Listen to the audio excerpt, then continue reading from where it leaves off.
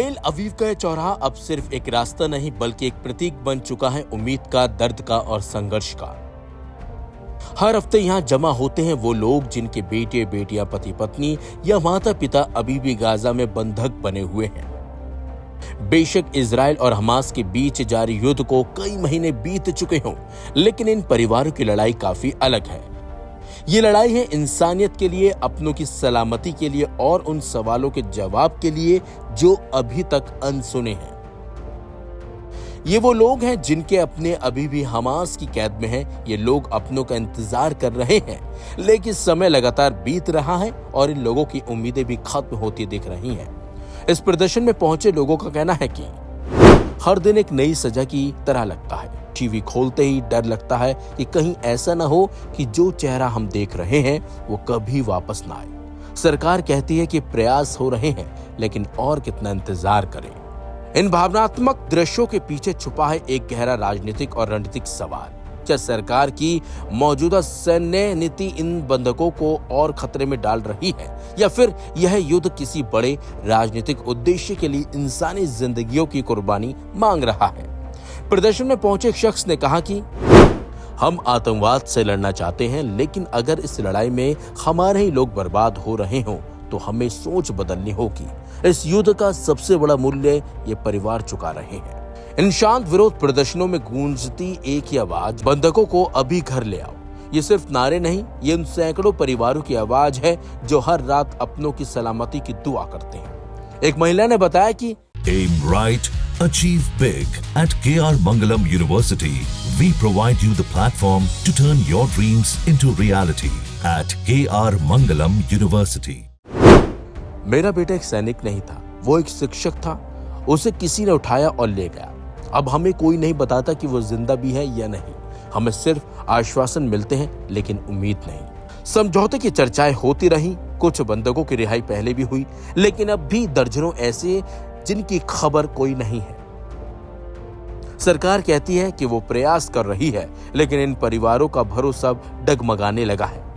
इन प्रदर्शनकारियों की मांग कोई असंभव नहीं है, वो सिर्फ चाहते हैं कि उनके अपने सुरक्षित घर लौटे। ये प्रदर्शन न कोई विद्रोह है, न कोई राजनीति, और ये सिर्फ और सिर्फ इंसानियत की पुकार है। तेल अवीव की इन सड़कों पर कोई हंगामा नहीं होता, यहाँ सिर्फ उम्मीदें गूंजती हैं, और जब तक एक भी परिवार इंतजार कर रहा है तब तक ये आवाजें शांत नहीं होंगी।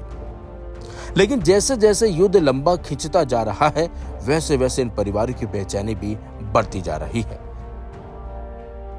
सवाल सिर्फ यही नहीं कि बंधक कब रिहा होंगे, बल्कि यह है कि क्या संवेदनशीलता राजनीति पर हावी हो गई है।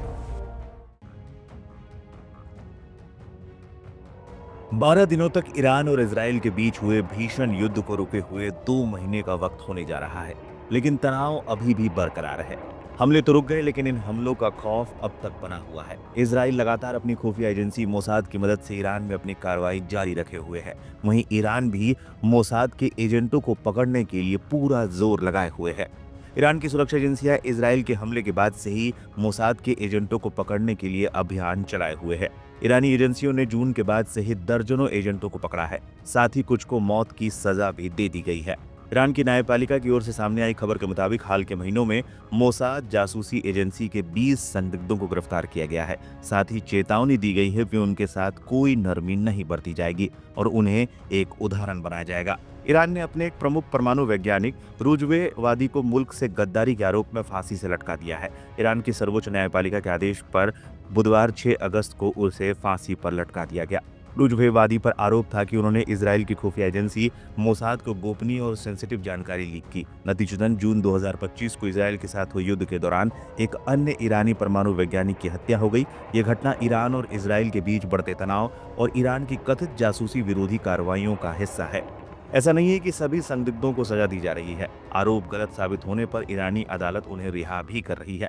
Aim right, achieve big. At KR Mangalam University, we provide you the platform to turn your dreams into reality. At KR Mangalam University. न्यायपालिका के प्रवक्ता असगर जहांगीरी ने तेहरान में मीडिया को बताया कि गिरफ्तार किए गए 20 संदिग्धों में से कुछ के खिलाफ आरोप हटा दिए गए हैं और उन्हें रिहा कर दिया गया है। जहांगीर के मुताबिक जांच पूरी होने के बाद पूरी जानकारी सार्वजनिक की जाएगी।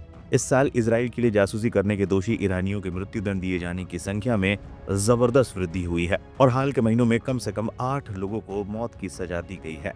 बता दें, हाल के दिनों में इसराइल ने ईरान के करीब 30 वैज्ञानिकों की हत्या कर दी थी। ये हमले इसराइल के एजेंटों की ओर से दी गई खुफिया जानकारी के आधार पर हुए थे। साथ ही कई हमले ईरान के अंदर इन्हीं एजेंटों ने किए थे। बताते चलें, 13 जून को इसराइल ने ऑपरेशन राइजिंग लाइन के तहत ईरान के परमाणु और सैन्य ठिकानों पर हमले शुरू किए थे। इन हमलों में ईरान के कई शीर्ष कमांडरों और कम से कम 1 दर्जन परमाणु वैज्ञानिक मारे गए। ईरान ने जवाबी कार्रवाई में इसराइल पर सैकड़ों बैलिस्टिक मिसाइलों और ड्रोन हमले किए, जिससे दोनों देशों को भारी नुकसान हुआ। युद्ध का अंत 24 जून 2025 को अमेरिकी राष्ट्रपति डोनाल्ड ट्रंप की मध्यस्थता के बाद हुआ।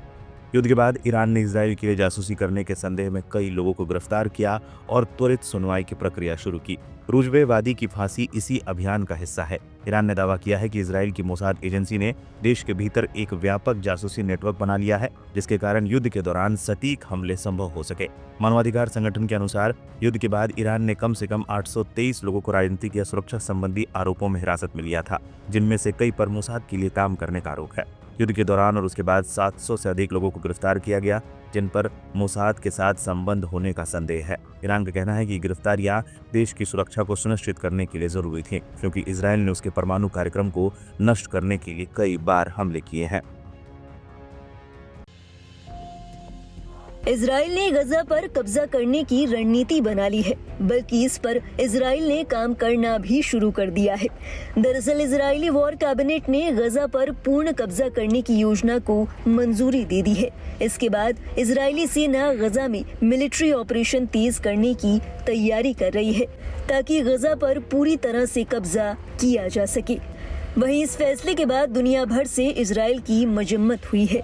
कई विदेशी मंत्रियों ने इजराइल की सुरक्षा कैबिनेट की गजा में बड़े पैमाने पर नए मिलिट्री ऑपरेशन शुरू करने के फैसले की कड़ी निंदा की है। इन मंत्रियों ने एक साझा बयान में कहा कि इजराइल की सरकार की ऐलान की गई योजनाएं अंतर्राष्ट्रीय मानवाधिकार कानून का उल्लंघन कर सकती हैं।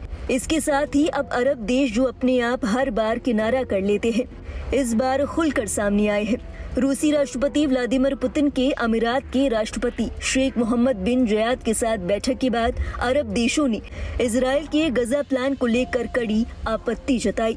यूएई के साथ साथ कतर ने भी इजराइल के गजा प्लान को लेकर कहा कि ये खतरनाक होगा।